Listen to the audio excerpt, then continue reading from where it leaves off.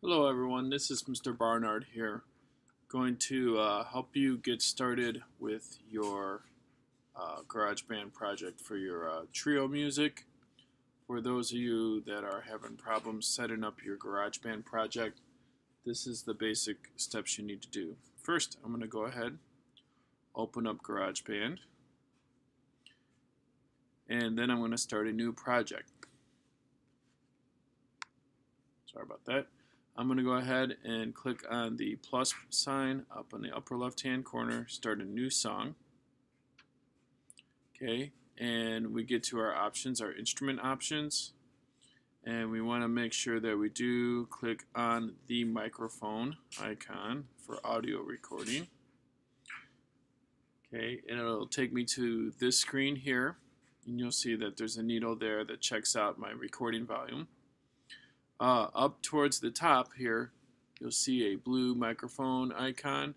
I'm going to click on the icon right next to that. That's the track view icon, and it'll take me to my track views. And you'll see we have here one track already for recording. So what I'm going to do first before I do any recording at all is I need to set up my project. So this depends on the piece that you chose. A lot of students are using Rosamund because it's pretty straightforward and simple, and that's okay because this project's more about learning how to use GarageBand for this tool, so that's okay if you're not going to go too hard on your music selection. So to change some things up, you need to find your wrench here. Okay, that is your settings tool. When you click on that, okay, you want to make sure that your metronome is on. Okay. You need to check your tempo. For Rosamund, you're going to want to slow this down to about 84 beats per minute. Okay, and if you want to, you can even slow it down a tad bit more when you're recording. If there's some technical difficulties with your pieces, you can slow it down. However, I would not slow it down any more than 10 beats per minute because audio files do get jumbled up if you slow them down or speed them up too much. So I'd say within 10 beats per minute of the performance tempos where you should have that set. Next thing I'm going to change is my key signature. Okay, this piece is in the key of B flat major. So I've got that set. Go back to settings. I don't have to worry about time signature because Rosamund is in 4/4. Okay, so I'm all good there, and I'm going to close that up. The next thing we need to do is to set up how long our project is going to be. So you should have Rosamund handy or whatever piece you're going to use, but I'm going to use Rosamund as an example. And as you take a look, you have on the first section of this piece, which is your first page, 16 measures of music to perform. GarageBand defaults at only 8 measure projects, so you have to change this. So to fix this, you need to find the plus sign on the upper right hand corner just below the question mark sign. Okay, you're going to click on that, and that shows you your song sections. Okay, so Rosamund again, the first section is 16 measures. So I'm going to edit that. If I click on section A, I can change that. Instead of 16 measures though, I'm going to give myself an extra measure just in case for error when I'm recording. I do a nice take and it sounds really good. It just happens to go a little bit past 16 measures.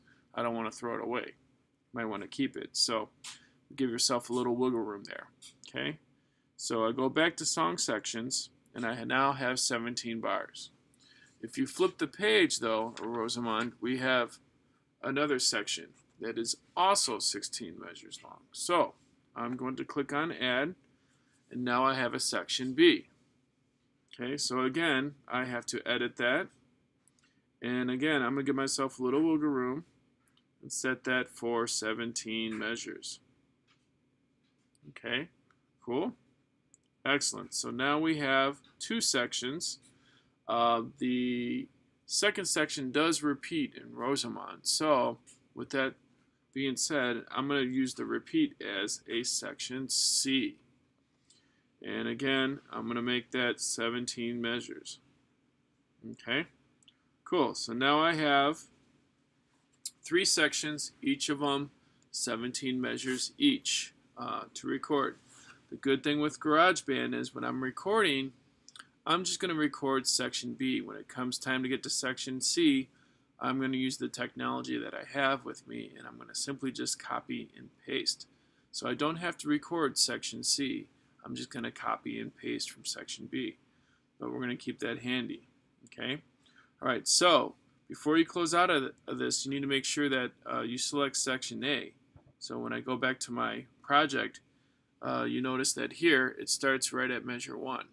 Okay, otherwise it might put you in a different section like section C, and if you start recording, you're going to be all out of whack there. You're going to have to make some major adjustments there. Okay, so now your project is set for the amount of measures that you need. You've got your key signature, your tempo.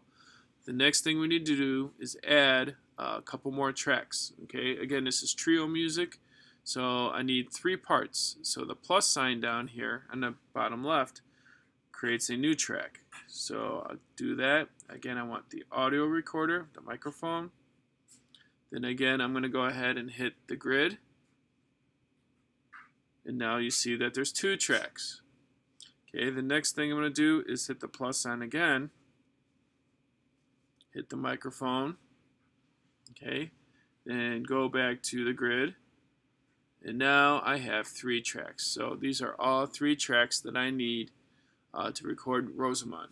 Percussion students, you're going to probably need 4 tracks. You're going to need one for bells, another for cymbals, then one for snare, and one for bass drum. Okay, so you will have 4 tracks here. Okay, so before I record, I want to make sure that I'm on the right track that I want to record. Okay, so this is a basic way how you would set up your project. Okay, again, this depends on the piece that you have chose. Okay, if you have any questions, please feel free to get a hold of me, and I'll be more than glad to help out. Okay, thank you very much.